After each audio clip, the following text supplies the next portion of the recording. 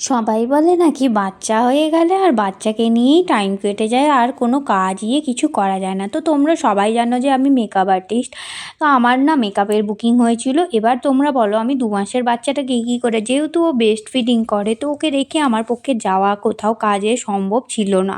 সেই জন্য first time বেটুকে নিয়েই আমি কাজে গেলাম। সাথে মাকে নিয়ে গেছিলাম, যাতে মা হচ্ছে বেটুকে যে সামলায় আর আমি কাজ করতে থাকি। তো যাই হোক, সব গুছিয়ে নিয়ে পৌঁছে গেছিলাম। সেখানে গিয়ে কাজ শুরু করে দিয়েছি, কাজ করছি। আমার 2টো পার্টি মেকআপ ছিল। দিদির সেদিন অ্যানিভার্সারি ছিল, তো আমাকে একটা সুন্দর লুক ক্রিয়েট করে দিতে বলেছিল।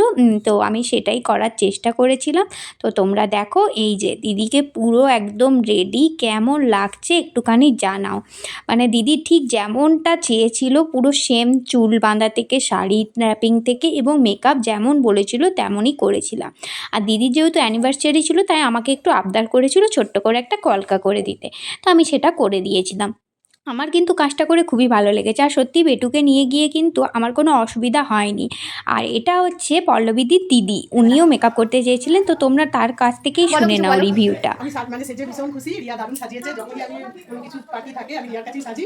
তোমরাও যদি এরকম ভাবে সাজতে চাও রিয়ার সঙ্গে যোগাযোগ করো, ভীষণ ভালো সাজায়। থ্যাংক একদম ইউ। খুব স্যাটিসফাইড হবে। একদম মানে যেমন চেয়েছিলে তেমন হয়েছে তো? একদম যেমন চেয়েছিলাম তার থেকে আরো ভালো পেয়েছি। Thank you, thank you. তো যাই হোক, তোমরা তো রিভিউটা শুনলে। এরপরে আবার যথারীতি সমস্ত জিনিস গুছিয়ে বেটুকে আর মাকে নিয়ে ওখান থেকে চলে। তো একটাই কথা বলবো, মনের ইচ্ছে থাকলে কিন্তু বাচ্চাকে নিয়েও কাজ করা সম্ভব অবশ্যই।